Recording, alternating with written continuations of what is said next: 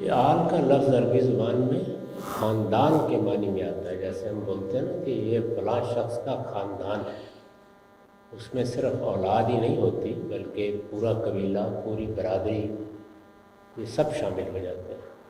آل کا لفظ قرآن مجید میں اسی معنی میں آیا ہے. جیسے آل فرعون ہے، اس کا مطلب یہ ہے کہ پورا خاندان جو وہاں حکومت کر رہا تھا.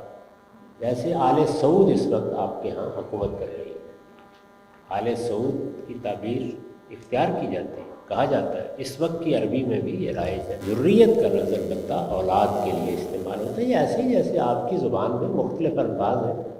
ہم خاندان کا لفظ بولتے ہیں، وہ ایک الگ معنی میں ہے، اور اولاد کہتے ہیں تو ہر آدمی جانتا ہے کہ اس سے کیا مراد ہے. یہ دونوں الفاظ اولاد یا ذریت الگ مفہوم میں ہے، اور آل خاندان کے لیے اس میں اولاد بھی شامل ہوتی ہے. سارے خاندان، ساری برادری جیسے آپ بولتے ہیں، اس کے لیے آل کا لفظ.